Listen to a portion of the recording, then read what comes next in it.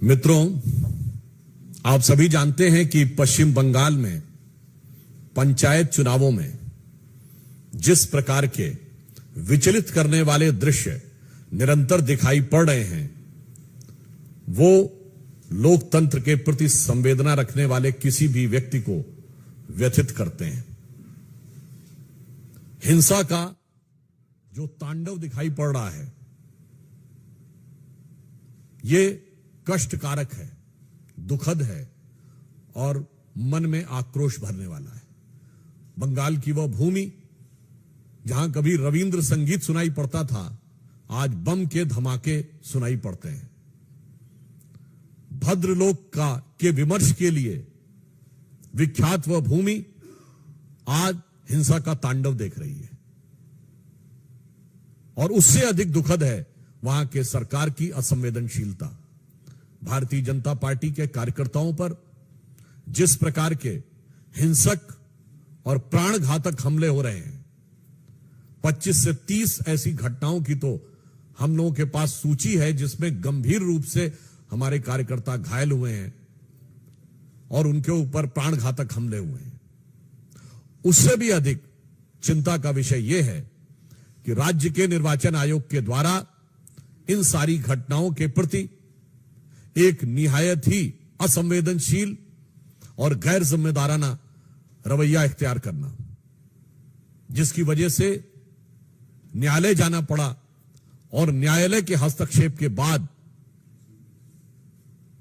स्थितियों पर नियंत्रण लगाने का प्रयास किया गया। पश्चिम बंगाल की सरकार, पश्चिम बंगाल की पुलिस जिस प्रकार से बर्ताव कर रही है, यह देश के लोकतांत्रिक और चुनावी इतिहास में एक बहुत काला अध्याय है। एक फैक्ट आपके सामने रखना चाहता हूं कि अंतिम दिन तृणमूल कांग्रेस के 40,000 से अधिक लोगों ने नामांकन किया और पश्चिम बंगाल में 341 ब्लॉक हैं।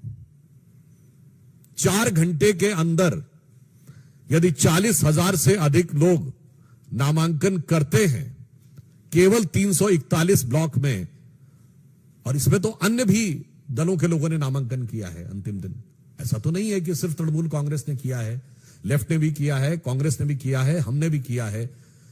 यानी औसतन एक व्यक्ति के नामांकन का समय 2 मिनट के आसपास आता है।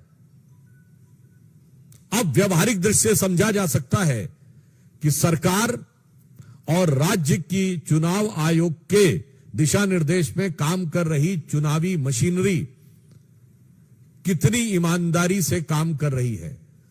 यदि एक नामांकन पत्र को सरसरी नजर से भी देखना हो कि उसके अंदर कोई गलती नहीं है, तो वो 2 मिनट में नहीं देखा जा सकता।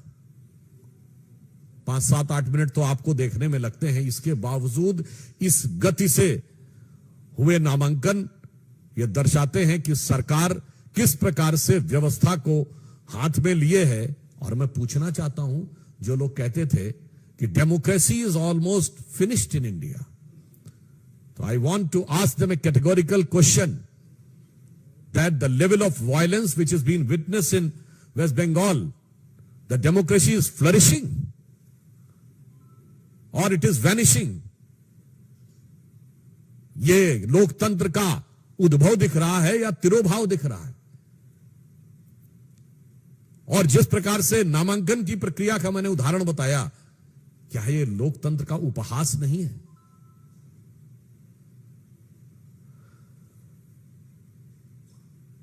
राज्यपाल महोदय भी, आप सभी को ध्यान होगा कि हिंसा की जिस प्रकार निरंतर सूचनाएं आ रही हैं और राज्य सरकार की निष्क्रियता, असंवेदनशीलता जो ममता बनर्जी जी के संरक्षण में चल रही है, उस कारण से राज्यपाल ने भी जाकर आज कई जगह हिंसा प्रभावित क्षेत्रों का दौरा भी किया है। मैं यह भी बताना चाहता हूं कि इस प्रकार के घृणा, हिंसा और प्राण घातक हमलों के दौर में भी भारतीय जनता पार्टी के 50,000 से अधिक कार्यकर्ताओं ने अपना नामांकन किया है। यानी इन प्रतिकूल परिस्थितियों में भी भारतीय जनता पार्टी के कार्यकर्ता पूरी दृढ़ता के साथ, साहस के साथ उस जुल्म और ज्यादती को सहते हुए लोकतंत्र की लड़ाई लड़ने के लिए आगे बढ़ रहे हैं। और मैं तृणमूल कांग्रेस की सरकार और ममता बनर्जी जी को यह कहना चाहता हूं कि आप याद रखिए कि ये आगजनी का जो खेल, जो हिंसा का खेल आप खेल रहे हैं, यही इससे पूर्व कम्युनिस्ट सरकारें करती थी। और उनका हश्र क्या हुआ? लोकतंत्र में जनता जनार्दन है और जिस प्रकार का अत्याचार और अनाचार हो रहा है उसकी पराकाष्ठा पूर्ण हो रही है। तो मैं उन्हें सुझाव और आगाह करते हुए यह कहना चाहूंगा कि जो अटल जी की कविता की पंक्ति थी कि चिनगारी का खेल बुरा होता है, चिनगारी का खेल बुरा होता है, औरों के घर में आग लगाने का सपना अपने घर में ही अक्सर खरा होता है।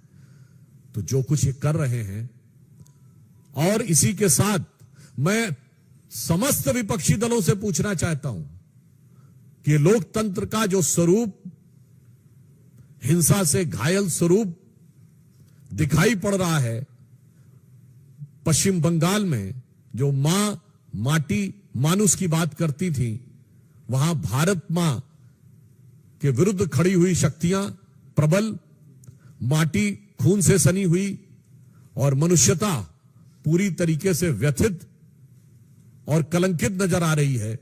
उसके बाद भी किसी विपक्षी दल को इसके लोकतंत्र में कोई समस्या नजर नहीं आ रही। अतः हम सरकार को आगाह करना चाहते हैं और साथ ही साथ यह कहना चाहते हैं कि उनको अपने संवैधानिक कर्तव्य का पालन करना चाहिए और राज्य के चुनाव आयोग, जो कि अपने संवैधानिक दायित्व का नैतिक और संवैधानिक दृष्टि से अपेक्षित निर्वहन नहीं कर रहा है, उनको भी अपने दायित्व का निर्वहन करना चाहिए। और भारतीय जनता पार्टी के समस्त कार्यकर्ताओं के हौसले का हम सम्मान और अभिवादन करते हैं। धन्यवाद।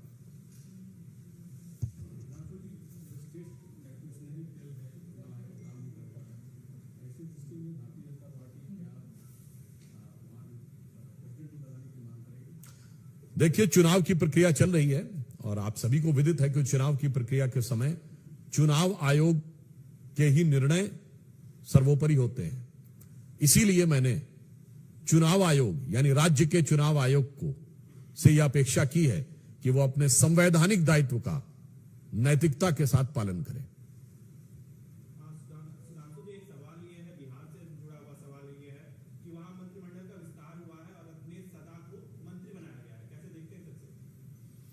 संयोग से साथ में बिहार के प्रवक्ता बैठे हैं, तो मैं चाहूंगा कि उसका उत्तर ये दें। नीतीश कुमार जी ने कहा है कि मांझी जी हमारे बैठकों की बात बीजेपी को बता रहे थे, इसलिए हमने कहा कि आप ज्वाइन करो या भाग जाओ। नहीं, देखिए, हमें ये समझने की आवश्यकता है, आज बिहार में जो महागठबंधन का स्वरूप है वो शुद्ध रूप से पिछड़ा विरोधी है, दलित विरोधी है, गरीब विरोधी है, शोषित विरोधी है। आखिर क्या कारण है कि इन्हीं नीतीश कुमार जी के साथ उपेंद्र कुशवाहा जी, उनके स्वाभिमान के साथ समझौता हो रहा था। जीतन राम मांझी जी मूसर समाज से आते हैं, महादलित समाज से आते हैं, आपको बर्दाश्त नहीं हो रहा था। यह महागठबंधन का असल चाल, चेहरा और चरित्र है। जो नीतीश कुमार जी आजकल दिल्ली का दौरा लगा रहे हैं, आप बिहार में तो अपनी सरकार को संभाल के रख नहीं पा रहे हैं। और जो विजुअल्स हमारे सामने आए हैं, आप जिस मंत्रिमंडल शपथ ग्रहण की बात कर रहे थे, वरिष्ठ नेता हैं रत्नेश सदा जी, महादलित समाज से आते हैं, तेजस्वी जी के पैर छू रहे हैं। यह संवेदनशीलता की पराकाष्ठा है। जिनके पिता जो राष्ट्रीय जनता दल सामाजिक न्याय की बात करती थी, आज वो सामाजिक अन्याय का सबसे बड़ा उदाहरण बन गया है। एक दलित महादलित समाज से आने वाला व्यक्ति जब मंत्री पद की शपथ लेता है तो अपने से उम्र में छोटे, आयु में तो छोटे हैं ही, राजनीतिक अनुभव में भी छोटे हैं। रत्नेश जी दलित समाज से आते हैं, अपने दम पे विधायक बने हैं, अपने दम पे मंत्री बने हैं, लेकिन उनको भी तेजस्वी यादव जी का पांव छूना पड़ रहा है। इससे देश भर में दलित समाज, महादलित समाज, गरीब समाज आज अपमानित महसूस कर रहा है। हमें जानने की आवश्यकता है, ये वही लोग हैं जो जातिगत जनगणना की बात करते थे, लेकिन सामाजिक न्याय के नाम पे शुद्ध रूप से आपने अपने आप को और अपने परिवार को आगे बढ़ाया है। डिप्टी सीएम तेजस्वी यादव जी, मंत्री कौन? तेज प्रताप यादव, राज्यसभा कौन? मीसा भारती, नेता कौन बनेगा विधान परिषद में? तो माता बनेंगी। आपके सामाजिक न्याय की कल्पना में आप परिवार से आगे गए नहीं और आए दिन दलित, महादलित, गरीब शोषितों का अपमान कर रहे हैं। ये देश देख रहा है, दलित समाज देख रहा है।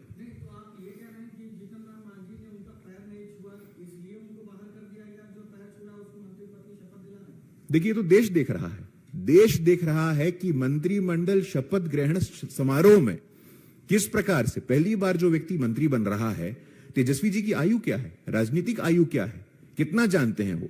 लेकिन इस प्रकार से ये सामंती जो प्रथा है, पैर छूने की जो प्रथा है, सामंती प्रथा है, आप अपने अंदर लागू कर रहे हैं। ये कुछ और नहीं है, उनका असल चाल चेहरा चरित्र है। सामाजिक न्याय के नाम पे आपने जो लोगों को ठगा है, आप एक्सपोज हुए हैं आज।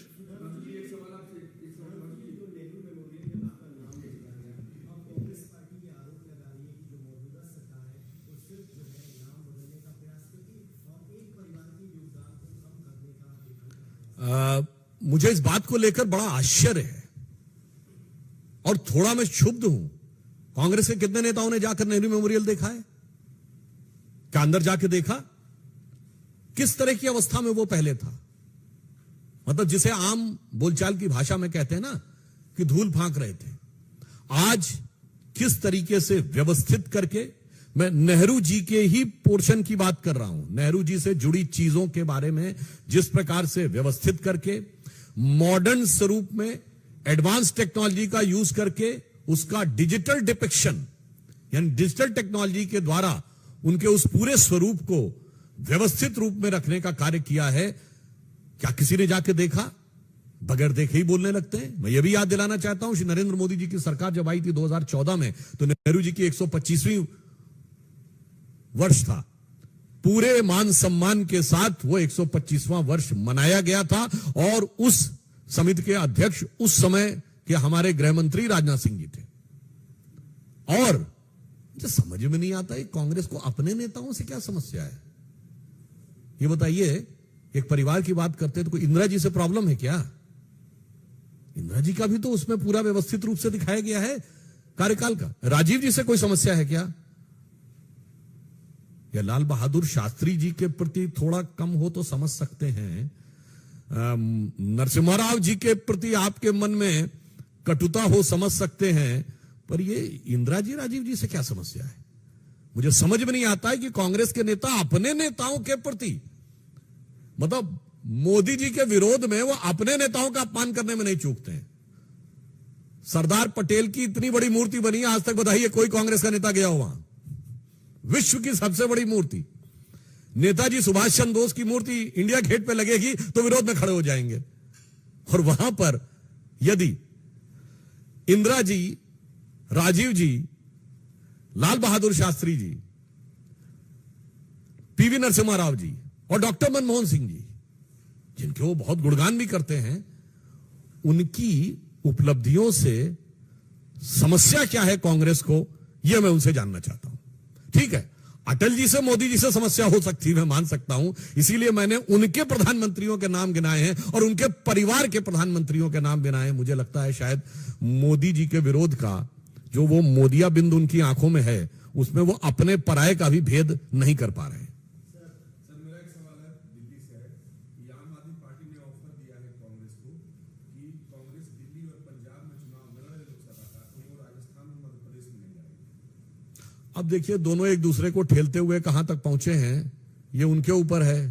आम आदमी पार्टी की पालकी ढोकर सत्ता की दहलीज कांग्रेस ने पार कराई थी और फिर ऐसा पार कराया आम आदमी पार्टी ने कि वो पूरी रियासत ही चली गई उनके हाथ में। तो जो है कहावत होती ना, दोनों एक दूसरे को ठेलते हुए कब कूप में गिरने की कोशिश करेंगे, तो उस पर मुझे लगता है दोनों का अंदरूनी मामला है, हमें कोई टिप्पणी करने की आवश्यकता नहीं।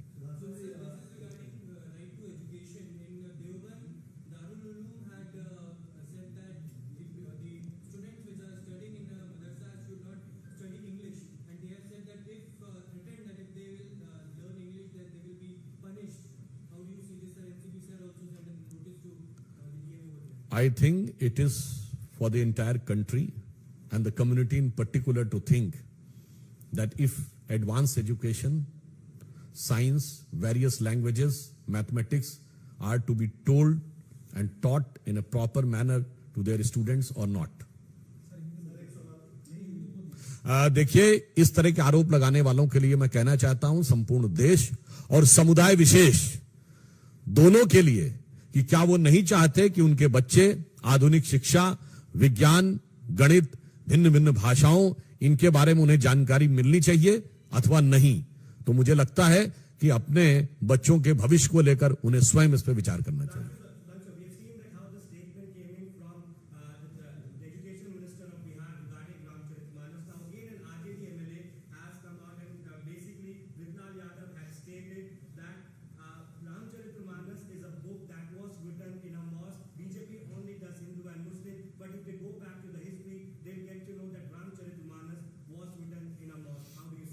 वैसे ये सब लोग जो बहुत ज्ञानदेव पाणे बन जाते हैं, उनके लिए मैं ये कहना चाहता हूं कि आपको पता रामचरितमानस में लगभग कितने शब्द हैं?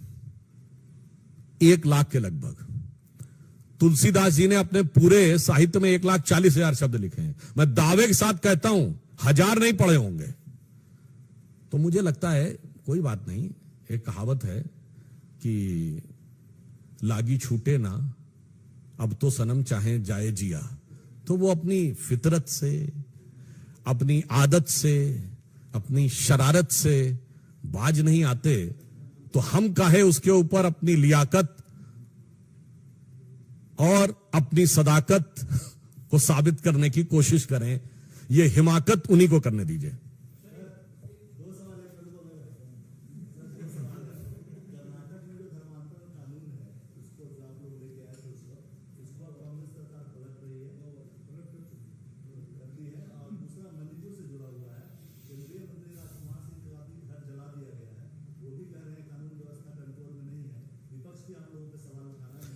देखिए, मणिपुर के विषय के ऊपर केंद्र सरकार पूरी सतर्कता और संवेदनशीलता के साथ नजर भी रखे है और हर संभव प्रयास कर रही है। आपको याद हो कि जैसे ही ये मणिपुर की हिंसा शुरू हुई थी, केंद्रीय गृह मंत्री आदरणीय अमित शाह जी कर्नाटक के चुनाव का प्रचार छोड़कर सीधे मणिपुर पहुंचे थे और वहां पर जाकर बैठक भी ली थी।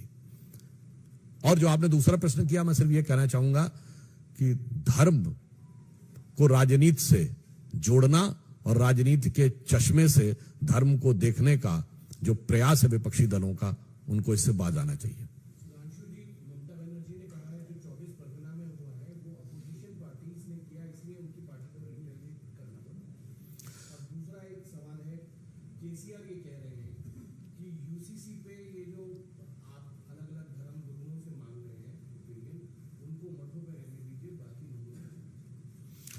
देखिए, पहले मैं कहना चाहूंगा कि 24 परगना के विषय के ऊपर ये कौन बोल रहा है? राज्य की मुख्यमंत्री। राज्य की मुख्यमंत्री यदि उनके वक्तव्य को सही माना जाए कि तथा कथित रूप से विपक्षी दल यानी हमारे लोग कार्रवाई कर रहे हैं, तो उनके वर्कर्स को रिटेलिएट करना पड़ रहा है, तो उनकी पुलिस क्या कर रही है? भजन कर रही है क्या वहां? ये अपने आप में मुख्यमंत्री के द्वारा अपने संवैधानिक दायित्व को निर्वहन न करने का स्वीकारोक्ति है। और ये इस प्रकार के आरोप वो हमारे ऊपर पिछले 10-11 वर्ष से लगाते रह चुके हैं। मैं पूछना चाहता हूं, कितने मामले में उनकी सरकार ने कोर्ट से कन्विक्शन करवा दिया? 12 साल। और आरोप आप लगातार लगा रहे हैं, नहीं इन्होंने किया, हमारे पास सबूत है। क्या सबूत था? इसलिए वास्तविकता यह है कि यह दमनकारी सरकार है।